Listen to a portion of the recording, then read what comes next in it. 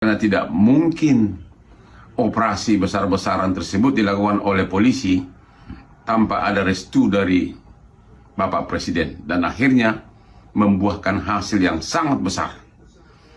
Bravo, hebat Bapak Prabowo. Hal ini tidak pernah dilakukan oleh presiden-presiden sebelumnya. Justru Bapak Prabowo lah yang membuka mata kita betapa parahnya keadaan negara kita, kerugian negara, dan kerugian ratusan BUMN dan BUMD. Bapak Prabowo lah yang berhasil membongkarnya. Memang selaku manusia pasti ada kekurangan, tapi jauh lebih besar manfaatnya dengan gaya kepemimpinan Bapak Prabowo ini dibandingkan dengan presiden-presiden sebelumnya. Sekali lagi, tanpa restu dari Bapak Presiden Prabowo, nggak mungkin kepolisian melakukan penggebrekan atas harta dari Jampitsus di sampai ada 11 sampai 12 tempat, ya. Itu perlu ketegasan dan ternyata berhasil. Sekali lagi Bapak Prabowo, panjang umur, mudah-mudahan negara ini makin makmur Bapak. Biar jelas, Asabri selesai ya. Sekarang yang kedua soal itu dulu. Black Ahok ini yang paling lelucon. PT yang jadi supplier batu bara yang dituduh terlibat itu ternyata dia tidak supplier untuk Sumatera Utara. Padahal Black Ahok kan di Sumatera Utara, dia untuk Bali dan Jawa. Ya terus apa kaitannya? Ngerti nggak? Suralaya. Ya nggak ada kaitannya, apa Bali dan Suralaya. Itu jelas-jelas itu paling parah lagi.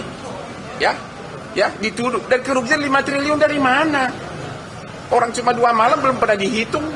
Artinya PT yang dituduh katanya menyogok itu tidak ada kaitannya dengan suplai batu bara untuk Sumut. Dia adalah Bali dan Suralaya ya. Ya itu paling fatalnya. Ya. Itu pun di situ yang memberikan sogok juga belum tersangka. Nggak ada tersangka. Halo Mas, nggak ada tersangka.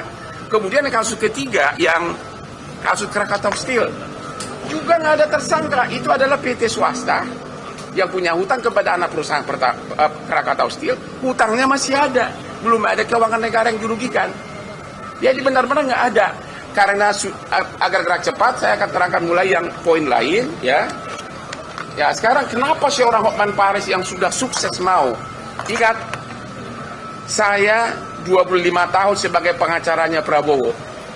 Semua perkara besar dia termasuk adiknya Hasim saya yang pegang. Walaupun waktu dia menteri kehakiman, waktu Menhan pun saya sering diminta tanpa dibayar. Waktu saya di Singapura, saya kan operasi saraf kejepit.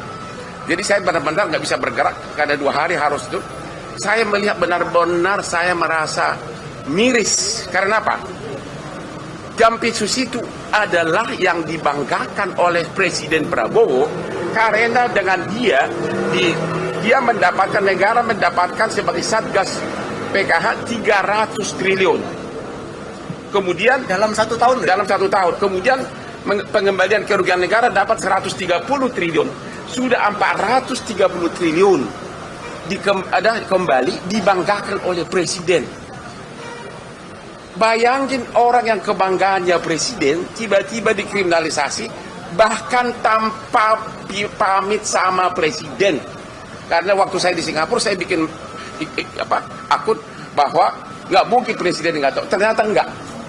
Itu 430 triliun. Lu bayangin coba. Disitulah saya merasa marwah dari klien saya yang sampai sekarang hubungan baik. Saya merasa tertantang. Walaupun saya namanya jadi sedikit karena 90% follower saya biasanya semua kasus viral yang melanggar hak asasi gue yang pegang gratis. Semua, termasuk Anda tahulah, semua yang di Indonesia ini. Mereka kalau ke Komnas nggak laku kasusnya. Kalau saya yang viral bom. Sudah 10 tahun saya begitu. Kasus Yupita, kasus polisi yang kemarin juga yang bikin, kasus Radit di Matar, kasus pesantren Lombok, kasus ABK kapal yang itu semua. Kalau udah saya ngomong sukses semuanya. Saya tidak minta imbalan apapun, walaupun semua konglomerat klien saya. itulah saya terpanggil, ya, karena saya merasa ada yang baik. Dan yang kedua, beliau ini sekarang, Jampitsus, lu tahu nggak transfer pricing itu? Dalam sejarah kejaksaan di Indonesia sejak zaman Majapahit, termasuk presiden-presiden yang sebelumnya, belum pernah ada kejaksaan, ya, ini aja sudah 430 triliun yang terkumpul uang berupa uang cash masuk negara. Apalagi dengan transfer pricing, lu tahu nggak, ribuan triliun ruginya yang sedang diproses kan? Belum lagi yang nggak ketahuan karena zaman itu sudah berlangsung dari zaman presiden zaman dulu. Ya, berarti banyak oligarki yang terapa di sini terganggu. Ya, belum lagi kasus petrol, ya, si R yang lagi di Malaysia, belum lagi kasus MBG segala macam. Jadi benar-benar dengan melakukan itu terhadap Jampitsus ini, mantan Jampitsus ini, benar-benar saya melihat kurang penghormatan terhadap Presiden Prabowo. Itulah alasannya saya terpanggil. Saya tidak mengharapkan uang dari Jampitsus ini karena saya tahu tidak mungkin dia bayar saya mahal. Saya bayarannya super mahal di Indonesia. Ya, itulah backgroundnya biar tahu. Sudah, kamu tahu, semua bantuan hukum yang kita kasih, yang saya kasih itu banyak uang dari saya nggak usah bilang. Kasus Radit semua saksinya gue yang biayai.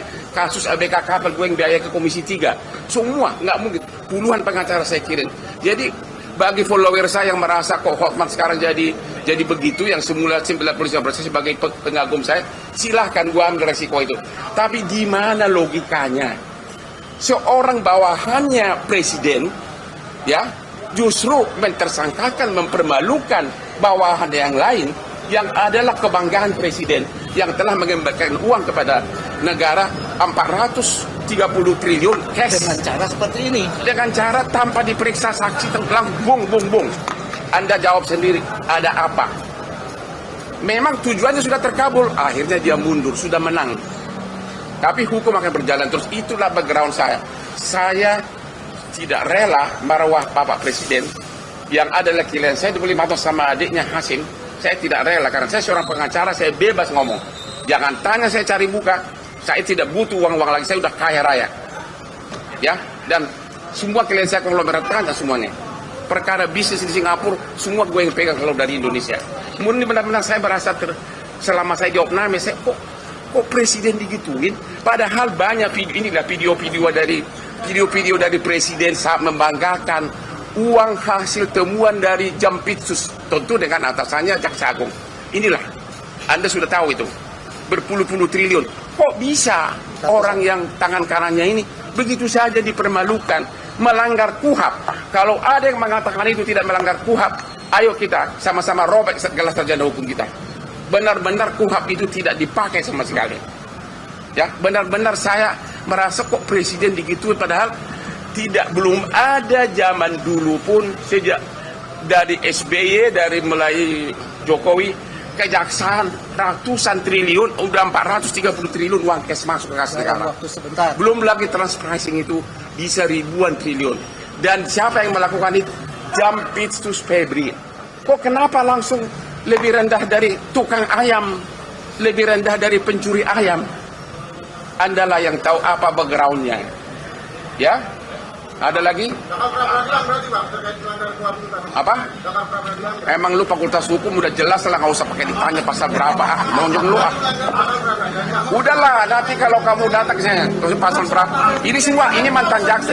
Jelas bahwa seseorang mau ditetapkan sebagai tersangka, apalagi dipermalukan, minimum dipanggil dulu, ya, dipanggil saksinya dulu. Kalau kau nggak tahu pasalnya, lu berhenti dari wartawan. Iya kan? Tuh, masih ada mau nanya apa lagi? Download Tribun X sekarang. Menghadirkan lokal menjadi Indonesia.